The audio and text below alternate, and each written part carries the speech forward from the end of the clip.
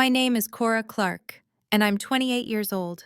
This past weekend, my parents made me cook and clean for my sister's birthday party, 50 guests, the entire weekend, completely alone. I prepped food for 3 days straight, barely slept, and by Saturday afternoon I was so exhausted I could barely stand. When I finally asked my mother for help, she didn't just say no. She laughed. Then, in front of a room full of guests, she said, "You're the only one without a real job. You have the time." What my mother didn't know was that I'd just signed a contract worth more than my sister makes in a year. And what none of them knew was that my new CEO was standing in that room, listening to every single word. Before I tell you what happened when I set down the dishes and walked out, please take a moment to like and subscribe, but only if this story truly speaks to you. Drop your location and local time in the comments. Here's how one weekend changed everything. It started 2 weeks before Madison's party, with a text from my mother at 9 p.m. on a Tuesday.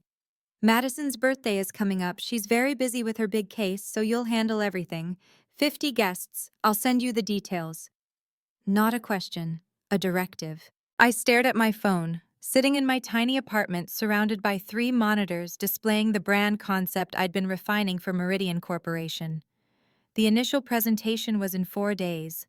I'd been working 16-hour days for a week straight, barely sleeping, living on coffee, and the kind of focused intensity that happens when you know you're creating something extraordinary. I typed back, "Mom, I'm in the middle of a major project. Can we talk about—" Her response came before I could finish. "Honey, you work from home. You have flexibility. Madison is in court all week and has partner review coming up. This is what family does." There it was. That word. Flexibility. It was her code for, "Your work doesn't matter as much as Madison's." This wasn't new. Last Christmas I'd cooked for 23 people while Madison mingled with relatives, accepting compliments on her career. At her law school graduation, I designed and printed 200 programs, stayed up all night making centerpieces, and arrived at the ceremony to hear my father tell someone, "Madison organized all of this herself. Such a capable girl." When I'd quietly mentioned I'd helped, Mom had patted my hand. "Well, you had time to help, didn't you?" I looked at the Meridian email sitting in my inbox. Subject line, "Final review meeting, Thursday 2 p.m. Prepare for executive board." I had 4 days to perfect a presentation that could change my entire career.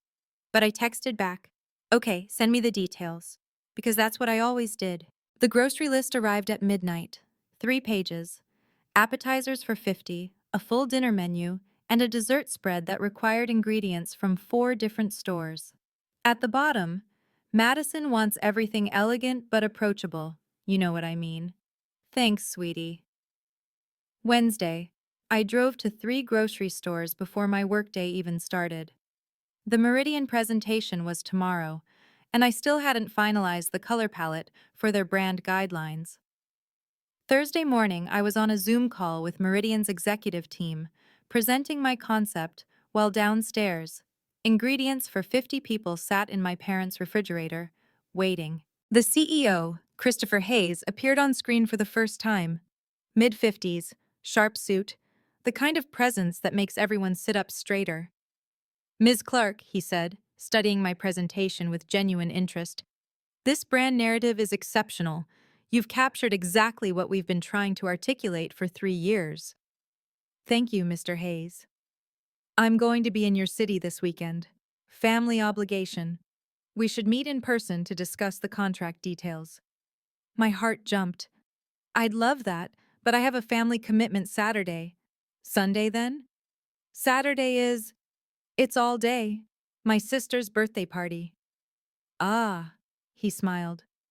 "Family comes first. I respect that. Actually, I'll be seeing an old college friend Saturday, Robert Clark. Any relation?" The room seemed to tilt. "That's my father." Small world. Well, perhaps I'll see you there. The call ended. I sat staring at my screen, trying to process what had just happened when my phone buzzed. "Madison. Did you get organic eggs? The regular ones make the soufflé taste cheap. I hadn't even known she wanted soufflé. Nobody had asked if I could make soufflé. Saturday morning, 7 a.m. I'd been in my parents' kitchen since 6, prepping vegetables, marinating meat, setting up the coffee service. Madison came downstairs at 10 in silk pajamas, her hair in rollers. "Morning?" she said, pouring herself coffee from the pot I'd made. She frowned at the menu list on the counter. "Actually, I forgot to tell you, 3 of my guests are keto. Can you do something without carbs?" I looked at the lasagna I'd assembled at midnight. "Madison, I bought all the ingredients based on your menu." "I know, but Mrs. Patterson is really important. She's deciding on partner promotions next month." She said it like I was being difficult.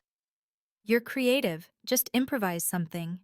"I need to go buy different groceries then." "Great. Can you also grab champagne?" "The good stuff, not that Prosecco Mom drinks." She left before I could respond.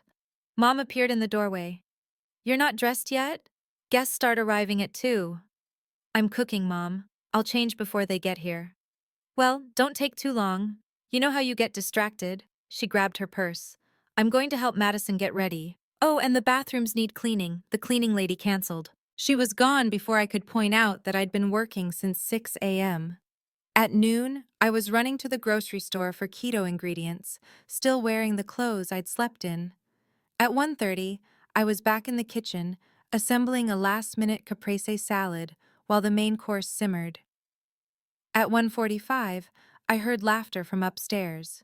Madison and Mom, doing her makeup, music playing.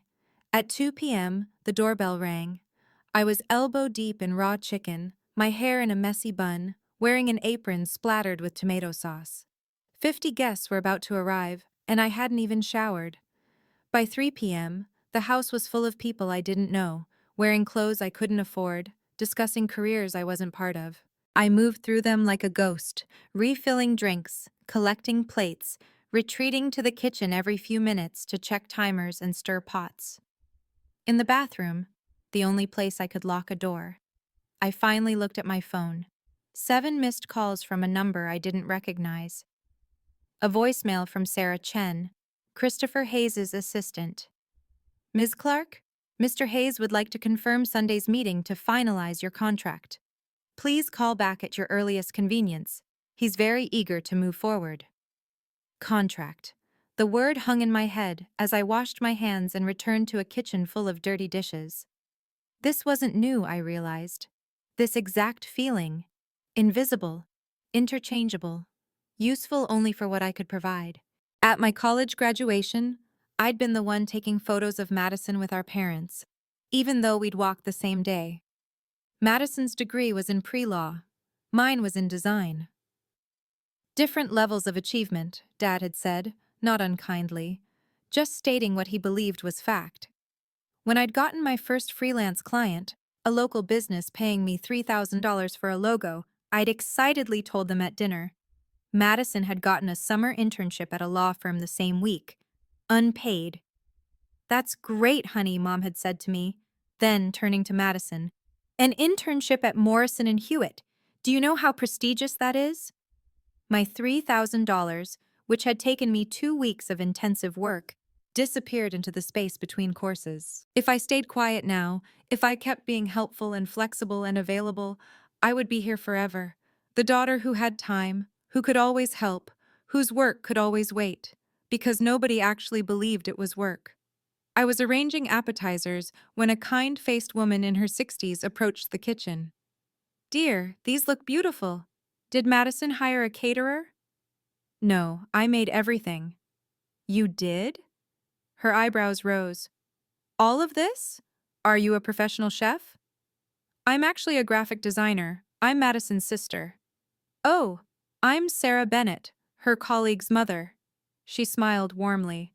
"A designer. How wonderful. What kind of design?" Finally, someone asking. "Brand identity, mostly.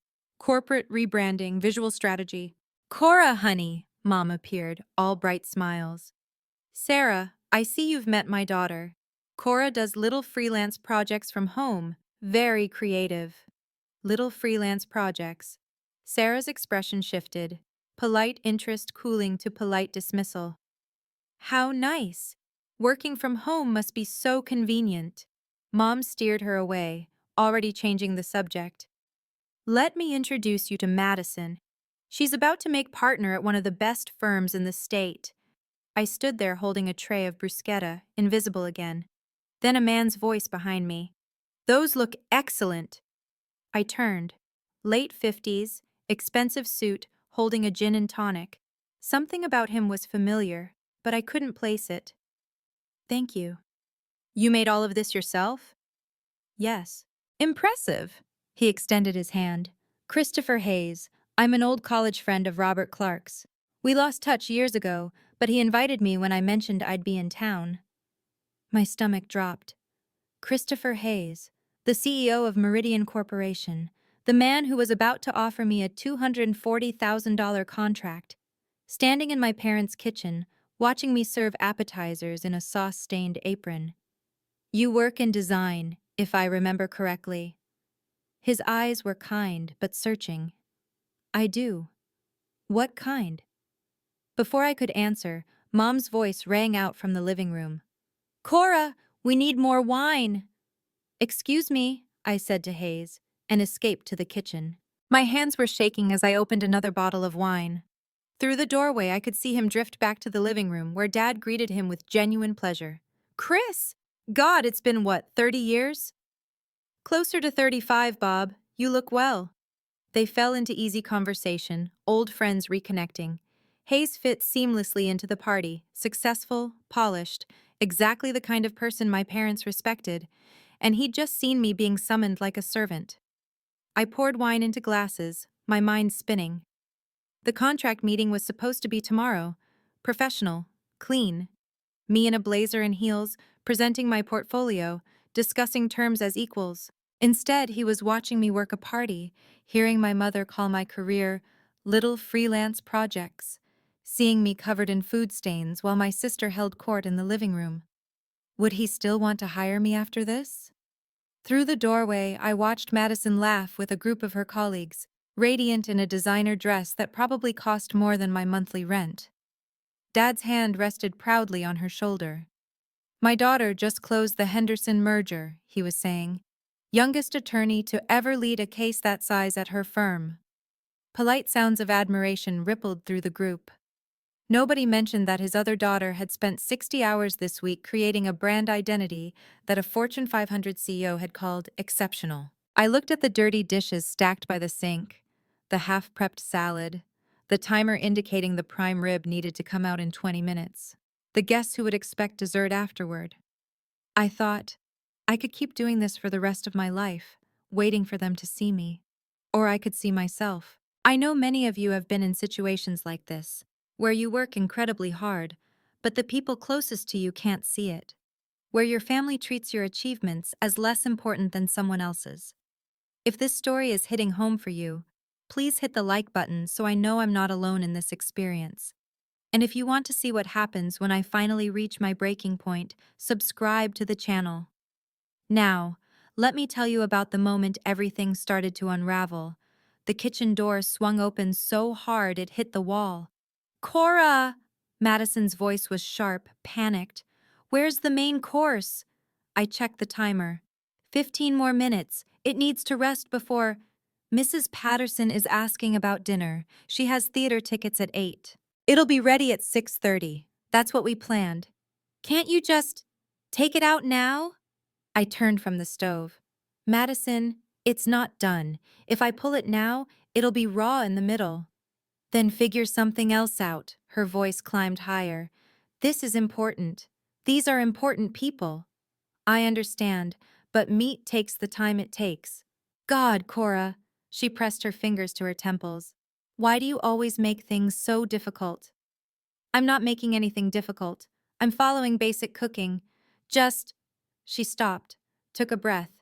Can you bring out the salad course early? Buy us time? The salad was supposed to come after...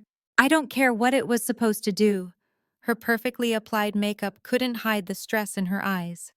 I need you to solve this. Please. There was something desperate in her voice. Something beyond just a dinner schedule.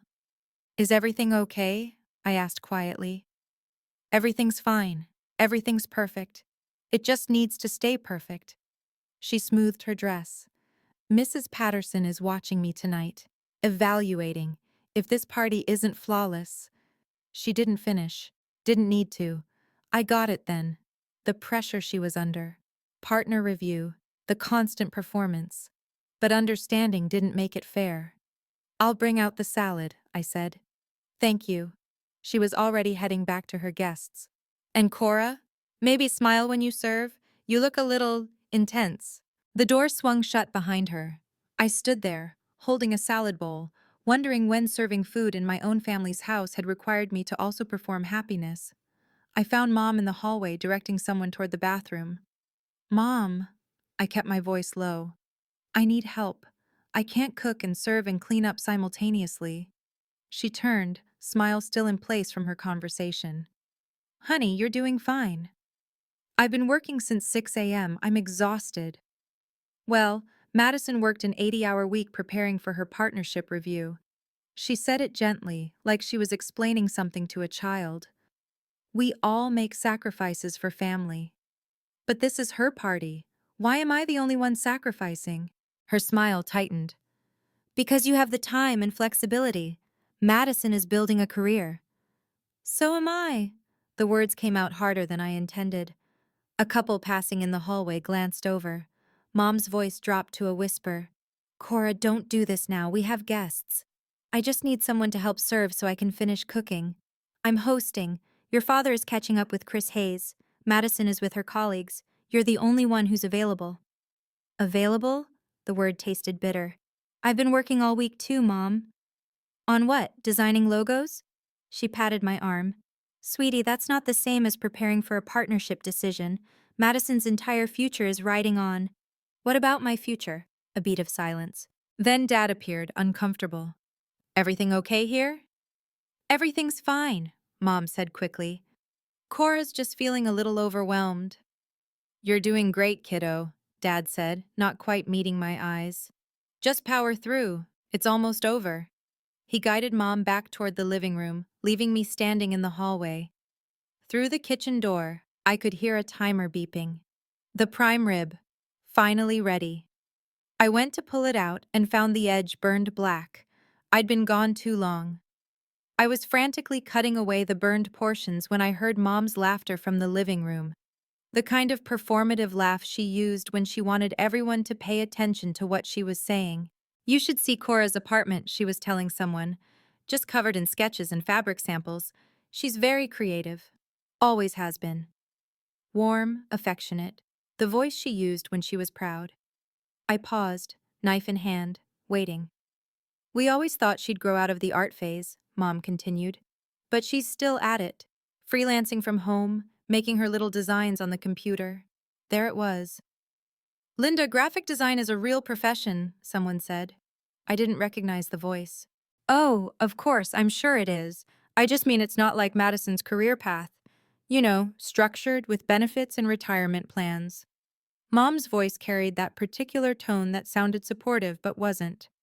Cora's always been more of a free spirit. Doesn't want to be tied down to a real job. Several people laughed. Polite, uncomfortable laughter. I stood in the kitchen doorway, still holding the carving knife. Probably 24 people could see me. Mom's back was to the kitchen, so she didn't notice. But Madison did. Our eyes met across the room. She looked away. Where is Cora, anyway? Someone asked. In the kitchen. Where else? Madison said, and the affection in her voice felt like a slap.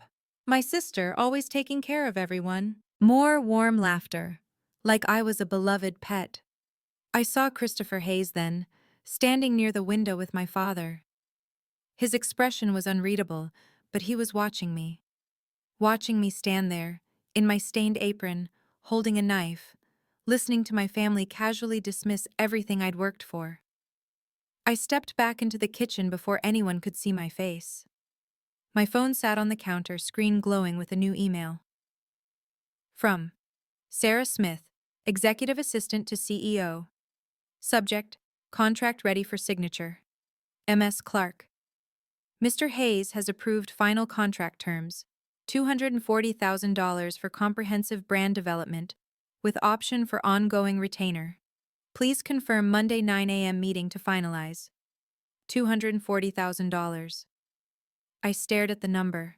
More than Madison made in her first year as an associate, more than my parents had ever believed I could earn.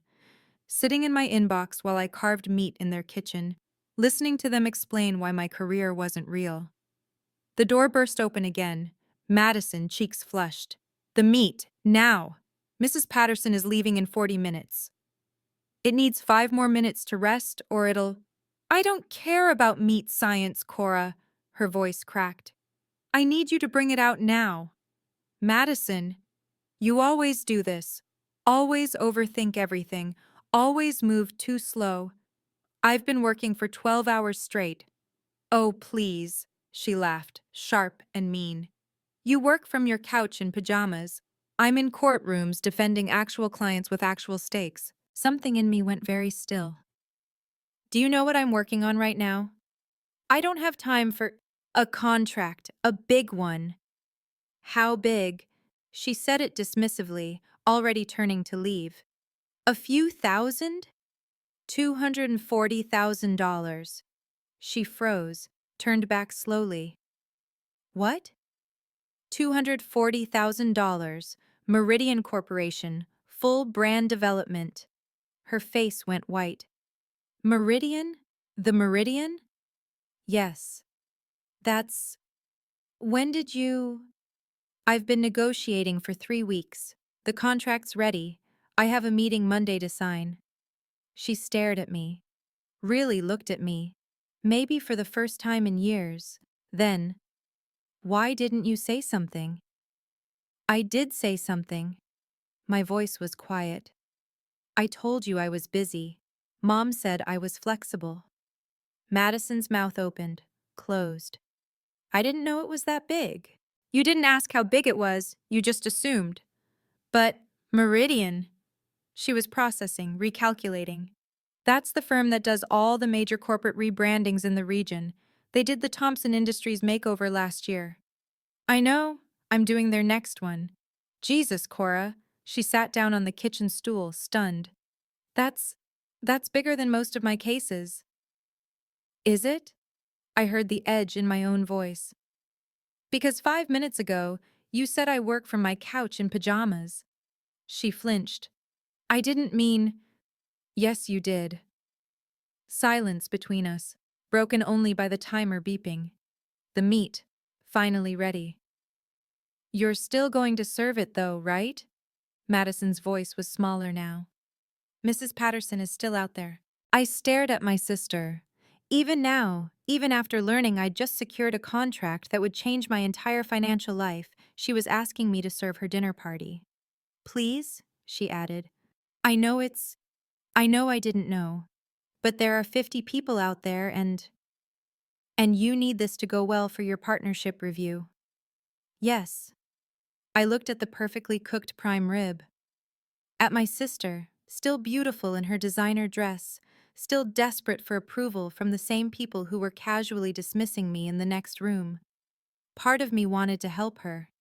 The same part that always helped, that always accommodated, that always made myself smaller so others could shine. But that part was getting very tired. I'll bring it out, I said finally. But Madison, this is the last time. I carved the meat onto a serving platter, arranged it with the roasted vegetables I'd prepared that morning. Despite everything, it looked beautiful, professional, the kind of presentation that showed care. I carried it out to applause, actual applause, like I was serving at a restaurant. This looks amazing, someone said. Cora, you've outdone yourself, Dad added, beaming.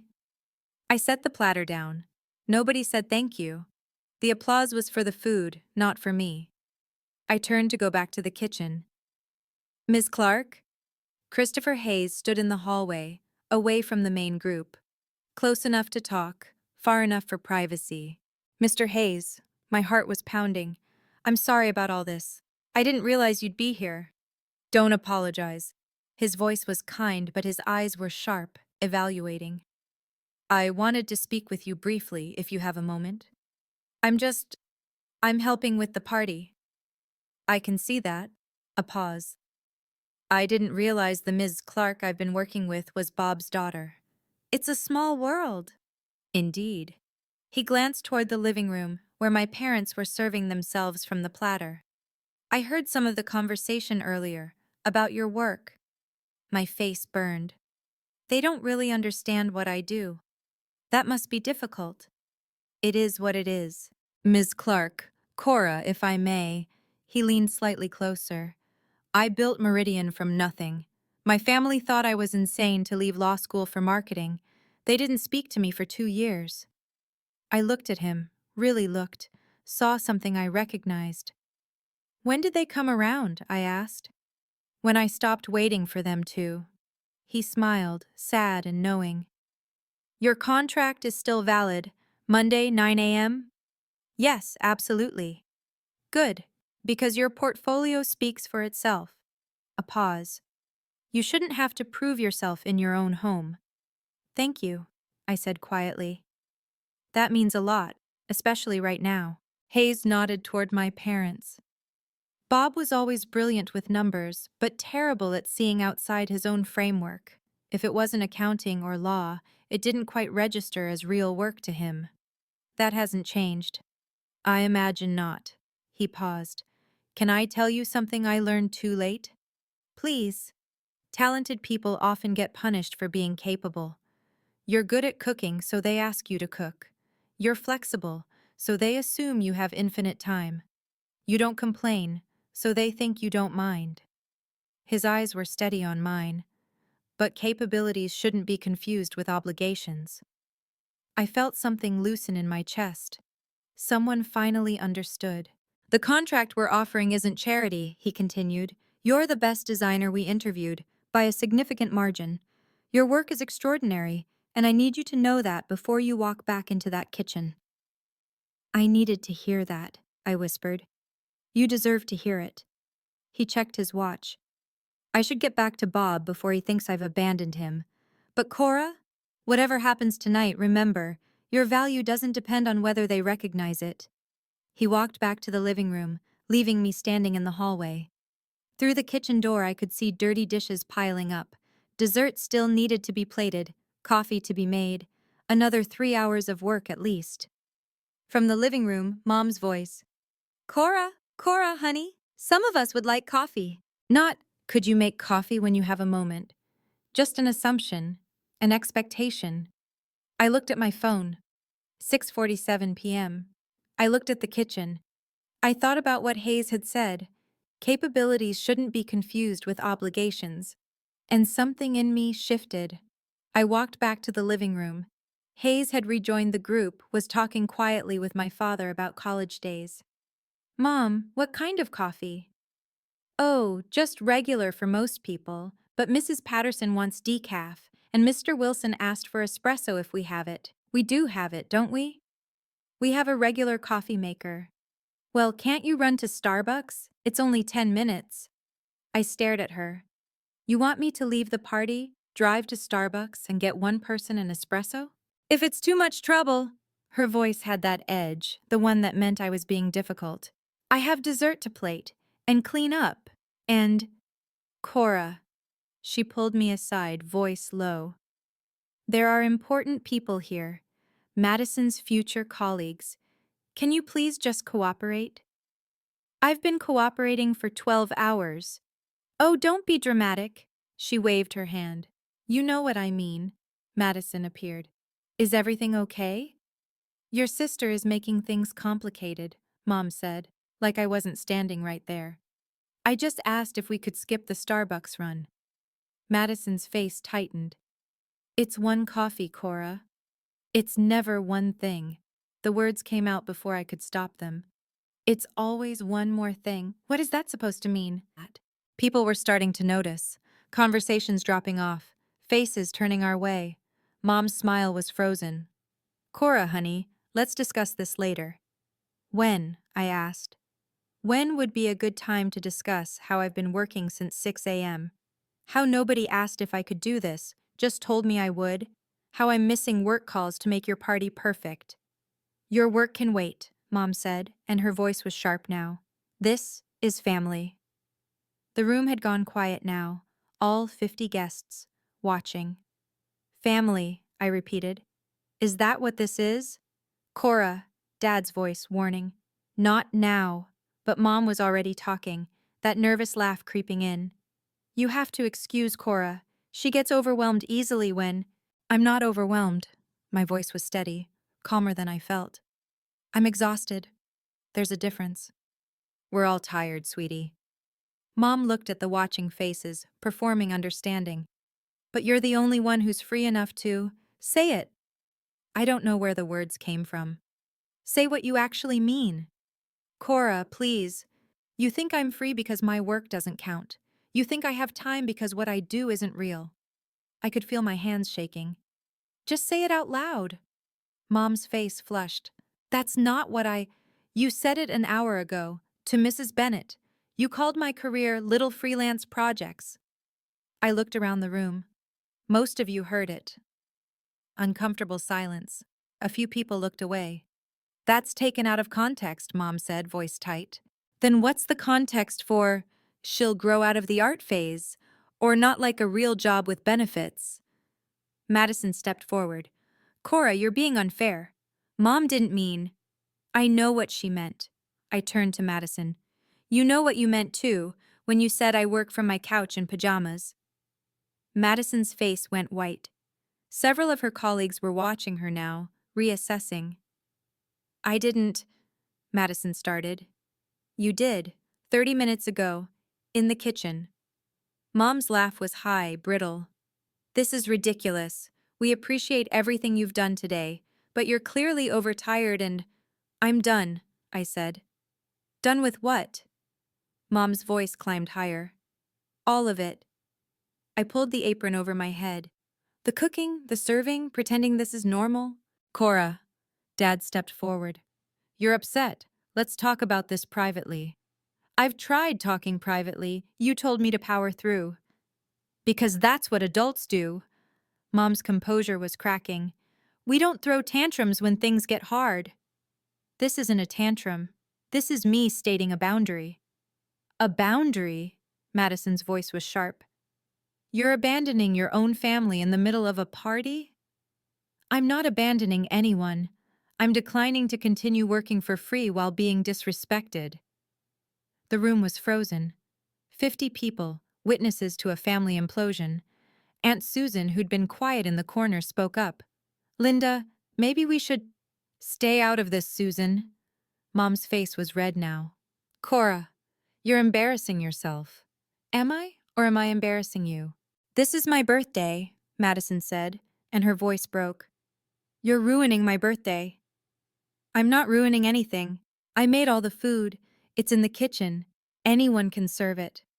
But you're supposed to… Madison stopped. Supposed to what? Be your caterer? Your maid? That's not what we… Mom started. Then what am I? I looked at each of them. If I'm family, why am I the only one working? If my career matters, why do you laugh about it? If you respect me, why am I in the kitchen while everyone else is out here? No one answered. That's what I thought. I folded the apron, set it on the coffee table. Dessert is in the fridge. Coffee's in the pot. You can handle it from here. I walked toward the door. Cora! Mom's voice was desperate now. If you walk out, don't expect to come back. I stopped, turned. Okay. The silence that followed was absolute. Okay, Mom repeated, like she couldn't comprehend the word. You said don't come back. I'm saying okay. You can't be serious. I'm very serious. I looked at the room full of people. I apologize for the disruption. The food is ready. Please enjoy the rest of your evening. Professional. Calm. Exactly how I'd speak to a client. I headed for the door. Cora! Madison's voice cracked. Please, all these people. We'll be fine. You're all adults. You can serve yourselves. But what about… She gestured helplessly at the kitchen. That's no longer my problem. I reached for the door handle. Dad finally spoke, quiet. Cora, let's be reasonable here. I turned to face him. I've been reasonable for 28 years, Dad. I've been flexible and helpful and available, and it's gotten me to this moment, standing in my own family's house, being told my work isn't real by people who don't even know what I do. My voice stayed steady. So no, I'm done being reasonable. Where will you go? Mom asked. My apartment, the one you said was covered in sketches and fabric samples, like that was something to be embarrassed about. I opened the door.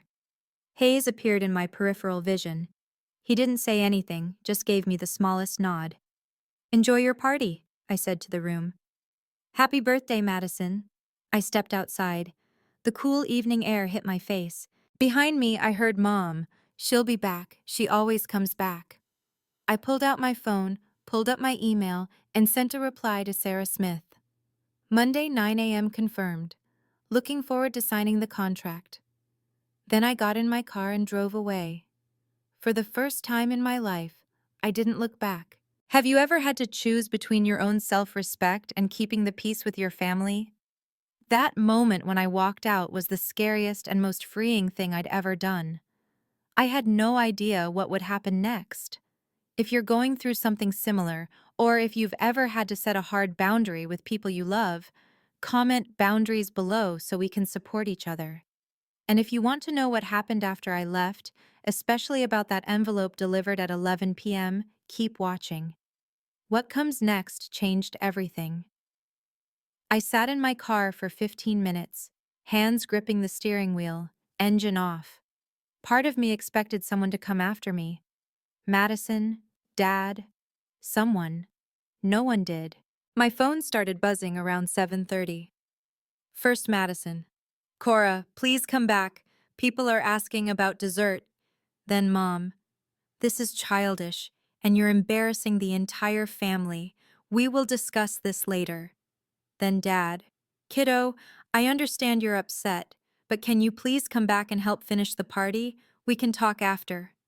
I didn't answer any of them. At 7:45, Aunt Susan texted, Good for you, honey, don't you dare go back tonight. I almost cried reading that. At 8 honey quack, Madison again. Do you know how humiliating this is? Mrs. Patterson asked why you left. What am I supposed to say?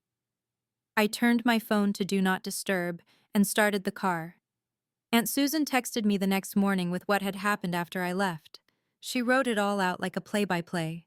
Your mother tried to salvage things, put on a brave face, said you weren't feeling well. But people had heard the argument. They knew. Madison tried to serve dessert herself, dropped a tray, cream everywhere. One of her colleagues helped clean it up, which made it worse somehow. Madison having to accept help for once. Your father made coffee, forgot to put in a filter, grounds in everyone's cup. By 8:30 people were leaving, making excuses about early mornings and babysitters. Mrs. Patterson left without saying goodbye to Madison. And Christopher Hayes. Susan paused here, added 3 dots like she was savoring it. Hayes stayed until the end, talking to your parents. His face was very serious. I read that 3 times. Hayes had stayed, had talked to them. I wondered what he'd said. Aunt Susan called me the next day to fill in the details. You need to hear this, she said. I was in the kitchen cleaning up. Someone had to. And I heard the whole thing. What did Hayes say? Oh, honey, he waited until most people left, just family and a few stragglers. Then he walked right up to your father and said, Bob, we need to talk about your daughter. My heart started pounding. Your dad said, Chris, I'm so sorry about Cora's behavior tonight. She's been under stress. And Hayes cut him off, said, I'm not talking about her behavior. I'm talking about her career. Your parents both froze. And Hayes just kept going, very calm, very professional.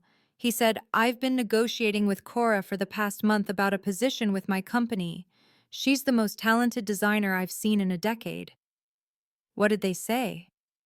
Your mom asked what kind of position, and Hayes said, Susan paused for effect. He said, $240,000 contract for comprehensive brand development, Plus, we're discussing bringing her on as brand director with a base salary of $180,000. I had to sit down. Your mother's face, Cora. I wish you could have seen it. What did she do? Nothing at first, just stood there. Then she said, Cora never mentioned any of this. And? Hayes looked at her, and I swear it was the coldest professional look I've ever seen, and he said, she tried to. I heard you tell someone her work was a little freelance project she'd grow out of. Dead silence, Susan said. You could have heard a pin drop. Madison tried to explain. We didn't know it was that significant. And Hayes said, you didn't ask. What happened then? I asked. Mrs. Patterson was still there, Susan continued. She'd been putting her coat on by the door, but she stopped when Hayes started talking. And she turned around and said to Madison, you didn't know your sister had secured a 6-figure contract? Oh my God. Madison tried to recover, said something about you being private, keeping things to yourself, and Mrs. Patterson said, and I quote, or perhaps you didn't ask because you'd already decided her work wasn't worth asking about. I could hear the satisfaction in Susan's voice. The 3 other people who were left, people from Madison's firm, they were all listening. One of them said, Meridian Corp is one of the most selective agencies in the region. That's incredibly competitive. Your father finally found his voice. Asked Hayes how long he'd known you were his daughter. Hayes said he'd realized it today, at the party, that he'd come to reconnect with an old friend and discovered that friend's daughter was the brilliant designer he'd been working with. What did Dad say? He said, I had no idea Cora was doing work at that level. And Hayes, God, I loved this. Hayes said, that's because you never asked what level she was working at. You just assumed it was beneath you. He said that? Word for word, in front of everyone. There was a pause. Then Susan added quietly, Mrs. Patterson pulled Madison aside before she left.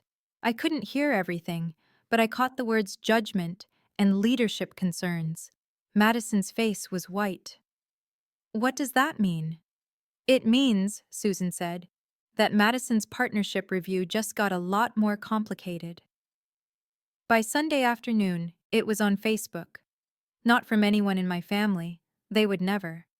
But one of the guests, someone I didn't even know, had posted, attended the most uncomfortable party last night, watched a family treat their talented, hard-working daughter like hired help, then act shocked when she finally stood up for herself.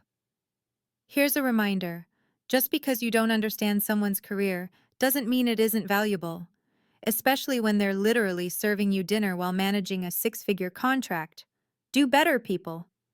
No names, no photos, but enough detail that anyone who'd been there would know. The post had been shared 247 times by the time I saw it.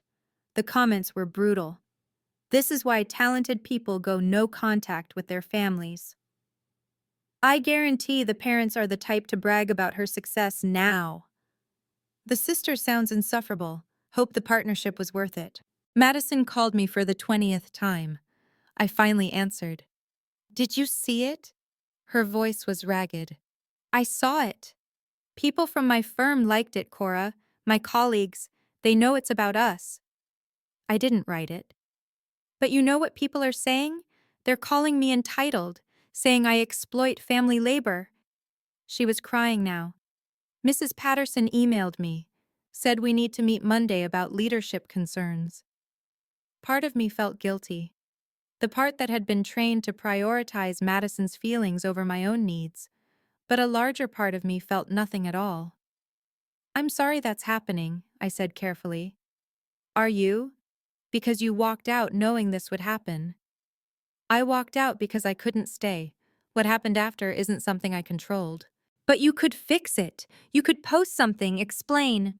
Explain what, Madison? That you didn't mean to treat me like staff? That it was an accident you called my work a joke? Silence. That's what I thought, I said, and hung up. Sunday night, 11:03 p.m., my phone rang. It was Aunt Susan, breathless. You need to hear this. What happened? Someone just knocked on your parents' door, a woman in a business suit, professional, polished, She asked for Linda Clark. Who was it? She said her name was Sarah Smith. She's Christopher Hayes's executive assistant.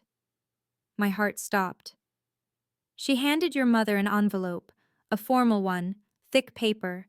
Then she said, Mr. Hayes wanted to ensure this was delivered personally tonight. It concerns Ms. Cora Clark. What's in it? I don't know yet. Your mother's still standing in the doorway holding it. She looks terrified. Is it about the contract? Sarah didn't say, just delivered it and started to leave. But then Madison ran to the door and asked what it was about, and Sarah turned back.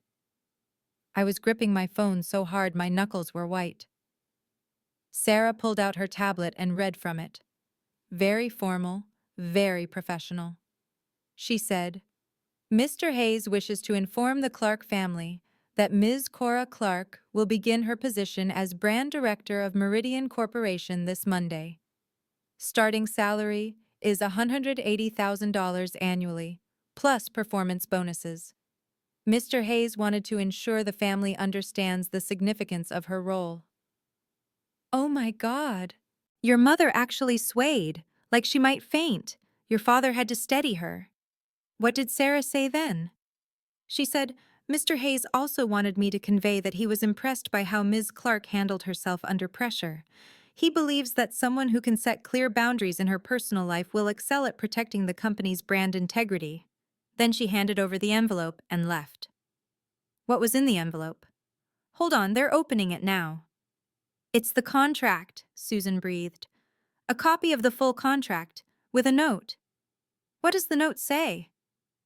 Mr. and Mrs. Clark, your daughter is one of the most gifted professionals I've had the privilege to work with. I hope you're as proud of her as I am to have her on my team. Regards, Christopher Hayes. I heard something crash in the background of Susan's call. What was that? Your mother dropped a glass. She's crying. Actually crying. Susan's voice was awed. Madison picked up the contract. She's reading through it. I can see her face. Cora, she's devastated. Why? Because it's real. All of it. The salary, the position, the scope of work. It's not some small freelance gig. It's a major corporate role. Susan paused. Your father just said, she's making more than Madison. What did Madison say? Nothing. She's just staring at the contract. And Mom?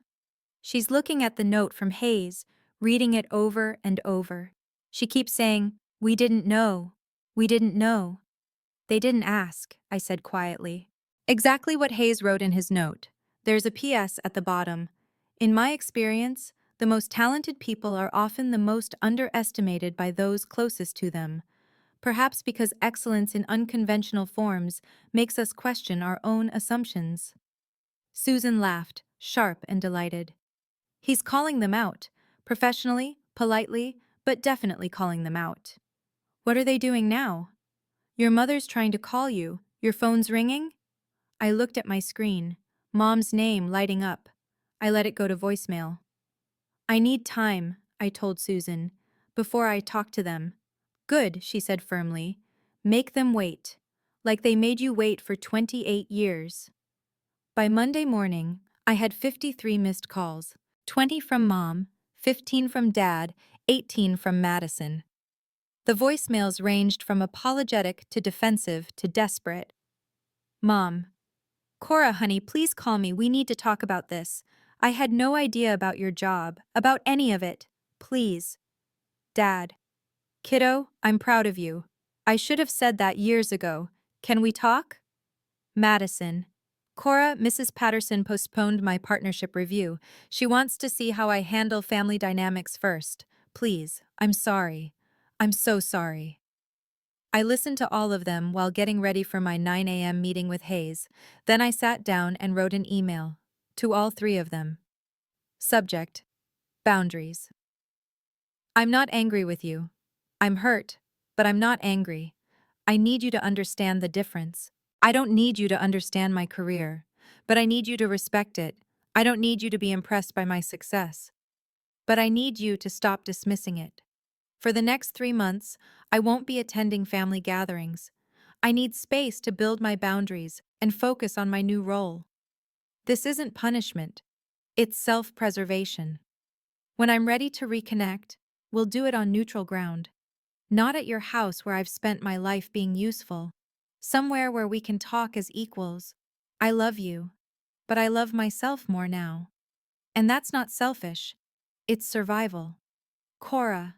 I sent it before I could second guess myself. Mom's response came in 2 minutes. Cora, please don't shut us out. We're your family. I wrote back. Family is supposed to build you up, not tear you down. I'll be in touch when I'm ready. Then I put my phone on silent, put on my best blazer, and drove to Meridian Corporation to sign my contract. Susan told me later what happened to Madison that Monday. Mrs. Patterson called her in at 8 a.m., before Madison could even set down her briefcase. Sit down, Madison. Madison sat. We need to discuss Saturday night. I can explain. I don't need explanations. I need to understand your judgment. Mrs. Patterson folded her hands on her desk. You treated a six-figure professional like household staff, in front of colleagues, in front of clients. I didn't know about her contract. That's precisely the problem. You didn't know because you didn't ask. You made assumptions about the value of her work based on… what? That it wasn't law? Madison's face went red. It was a family situation. And family situations reveal character. Leadership isn't just about winning cases, Madison. It's about seeing people clearly, valuing different kinds of expertise, understanding that there are multiple paths to success. A long silence. Your partnership review is being postponed 6 months. Madison's face went white. 6 months? You need to demonstrate growth in areas beyond legal skill. Empathy, collaborative thinking, the ability to work with diverse teams, teams that include people who don't fit your narrow definition of success. But the Henderson merger was excellent legal work. No one's questioning your competence as an attorney. Mrs. Patterson's voice softened slightly. But partners represent our firm's values. Right now, you're showing us that you only value what looks like your own path. That's a problem. Madison left the office 10 minutes later. She called me immediately. I didn't answer. She texted, I lost 6 months, 6 months of my career, because of Saturday. I texted back, I lost years of respect from my own family. We're not the same. She didn't respond. The social fallout came quickly. Mom's book club met on Wednesday. She'd been a member for 12 years. Susan heard about it from Margaret, one of the members who'd been at the party. The group leader pulled Mom aside before the meeting started. Linda, we think you should take some time away from book club. Just for a month or two. Why? Mom's voice was small. Several members were uncomfortable with what happened Saturday. The way you spoke about Cora. The assumptions you made. That was private. It was in front of 20 people. And the Facebook post made it public. The leader wasn't unkind, just firm. We think some space would be good. For everyone. Mom came home and cried for an hour. Dad had his own reckoning at the golf club. 2 of his regular partners canceled their Sunday game. The third showed up but spent the entire round talking about how proud he was of his daughter, an artist who'd just gotten her work into a gallery. Some people don't understand that success looks different now, the friend said pointedly. My daughter doesn't make what I made in accounting, but she's happy. She's building something. Dad was quiet the whole drive home. At the grocery store, they ran into the Pattersons. Mrs. Patterson gave a tight smile and kept walking. That was awkward, Dad said. Everyone knows, Mom whispered. The whole neighborhood knows we pushed our own daughter away. We didn't push. We did, Robert. We absolutely did. That night, Dad called me. I didn't answer. He left a voicemail.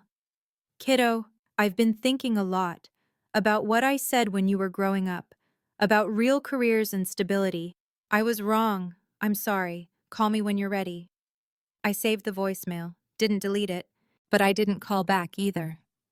Monday at Meridian felt like stepping into a different life. Hayes met me in the lobby personally. Welcome to the team, Cora. Thank you for believing in me. I don't believe in you. I know what you're capable of. He smiled. There's a difference. He walked me to my office, not a cubicle, an actual office, with windows overlooking downtown, my name already on the door. Your team is waiting in the conference room, he said. 12 people. They're excited to work with you. 12 people reporting to me. I was 28 years old, and I had 12 people on my team. The presentation that afternoon went perfectly. The board loved my concept, asked thoughtful questions, approved the full scope of work. One board member stopped me afterward. Ms. Clark, how did you develop such a clear brand voice? I spent a lot of time figuring out what I wanted to say, I told him. And then I learned to say it without apologizing. He smiled. Keep that attitude. At 6 p.m., I returned to my new apartment. One bedroom, downtown, huge windows. I'd signed the lease 2 weeks ago but hadn't told my family, hadn't wanted to deal with the questions, the assumptions, the gentle implications that I couldn't afford it. I could afford it now. My phone buzzed. Aunt Susan. How was day one? I sent back a photo of my office view. She responded immediately. That's my girl. Your mother asked if I'd heard from you. What did you tell her? That you're busy building an empire, which is true. I smiled, set my phone down, and looked out at the city.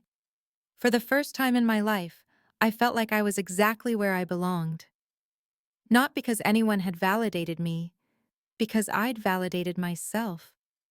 6 weeks later, a letter arrived at my apartment. Handwritten. My mother's careful cursive.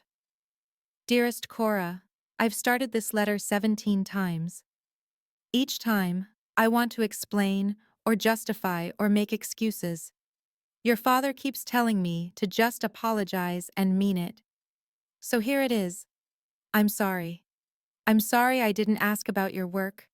I'm sorry I assumed my understanding of success was the only understanding.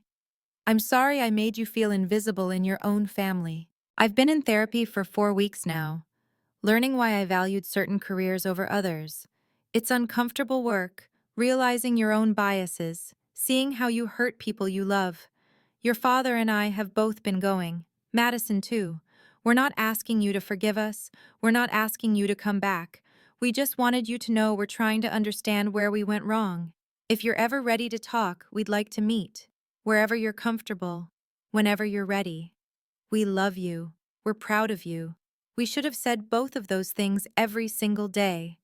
Mom, I read it 3 times. Part of me wanted to crumple it up, to stay angry, stay distant, make them feel what I'd felt for so many years. But that wasn't who I wanted to be. A week later, I texted Mom. Coffee, public place, 1 hour, next Saturday. She responded in 30 seconds. Yes, thank you. Where? Saturday came. I arrived at the coffee shop first, chose a table by the window. Neutral territory, limited time, my rules. They walked in 10 minutes early, looking nervous. We all sat down. Nobody spoke for a full minute. Then Dad said quietly, "We're really proud of you, kiddo. I should have said that at your college graduation. I'm saying it now." I looked at my parents. Really looked at them. They'd aged in 6 weeks. Or maybe I was just seeing them clearly for the first time. I need to set some rules, I said. If we're going to rebuild this. Anything, Mom said quickly. 1. I won't attend family events where I'm expected to work without being asked first. And I need to be asked, not told. They nodded. 2. My career isn't a topic for jokes or comparisons. What I do is as valid as what Madison does. Of course, Dad said. 3. If anyone crosses these boundaries, I leave. No drama, no explanation. I just go. We understand, Mom whispered. And 4. This rebuilding takes time.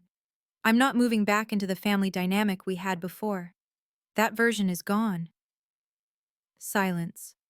Then Dad reached across the table, stopped just short of my hand. "Can I?"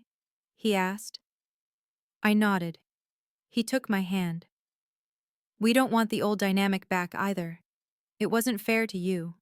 We're learning that now." We talked for an hour, not about the party, about the years before it, the patterns, the assumptions. "I thought I was being supportive," Mom said, "telling you to be creative, to follow your passion. I didn't realize I was also telling you it didn't count as real work." "Words matter," I said, "especially from family." 3 months later, Madison made partner. Her firm threw a celebration dinner. She called me personally to invite me. "No expectations. You don't have to help with anything. I just want you there." I went. We sat together, and she introduced me to her colleagues. "This is my sister Cora. She's the brand director at Meridian Corporation, probably the most talented designer in the region." She said it with genuine pride. We weren't perfect. We still had work to do. But it was a start. If you've stayed with me this far, thank you. Walking away from my family that night was the hardest thing I've ever done. But it taught me that boundaries aren't about being cruel. They're about being honest. If you're struggling with family expectations, with being underestimated, with wondering if you should speak up, I hope this story gives you permission to value yourself. Comment. I see my worth if you're committing to respecting yourself the way I learned to respect myself. And if you want more stories about setting boundaries and finding your voice, check the description for my next video. I'll see you there.